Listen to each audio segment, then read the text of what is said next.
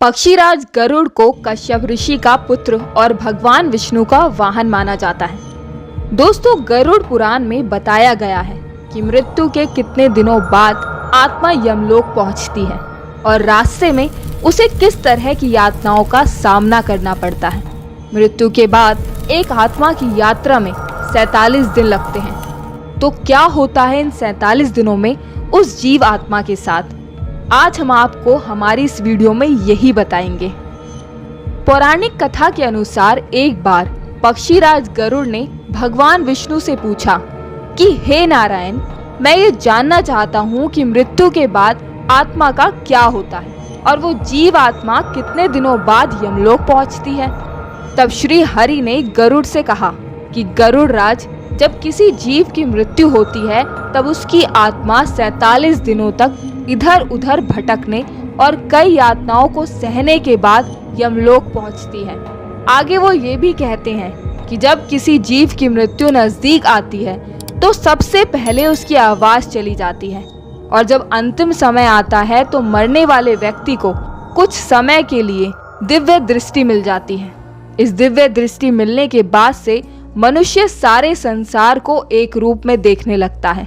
उसकी सारी इंद्रियां शीतल हो जाती हैं। जिसके बाद मृत्यु के समय यमलोक से 2 यमदूत आते हैं।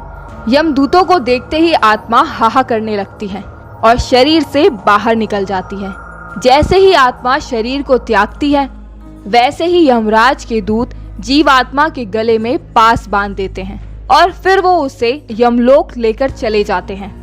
गरुड़ पुराण की माने तो अगर मरने वाली जीव आत्मा पवित्र है तो परमात्मा खुद उसे अपने वाहन से लेने आते हैं। लेकिन आत्मा यदि पापी हो तो उसे गर्म वायु और अंधेरे के रास्ते से गुजरना पड़ता है। पापी आत्मा को यमलोक पहुंचने पर कई प्रकार की यातनाएं दी जाती हैं। फिर उसी दिन उस आत्मा को आकाश मार्ग से उसी के घर छोड़ दिया जाता है जिस घर में उसने अपना शरीर त्यागा था। घर आने पर वो जीव आत्मा अपने उस शरीर में फिर से घुसने का प्रयास तो जरूर करती है, लेकिन यमदूत के पास से बंधे होने के कारण ऐसा कर नहीं पाती। आत्मा ना चाहते हुए भी अपनी अंतिम रस्मों को अपनी आंखों से देखती है, यानी कि 12 दिनों तक आत्मा अपनों के बीच ही रहती है। 13वें दिन जब आत्मा का पिंडदान किया जाता है तो उसे यमदूत फिर से लेने आ जाते हैं। इसलिए मित्रों, हिंदू धर्म में ऐसा माना जाता है कि मनुष्य की मृत्यु के 13 दिनों तक पिंडदान करना जरूर चाहिए। पिंडदान करने से सूक्ष्म शरीर को चलने की शक्ति मिलती है और आत्मा को शांति मिलती है। गरुड़ पुराण में जीवन और मृत्यु से जुड़े और कई महत्वपूर्ण बातें बताई गई हैं, जो हम आपके लिए अपनी अगली वीडियो में लेकर आएंगे।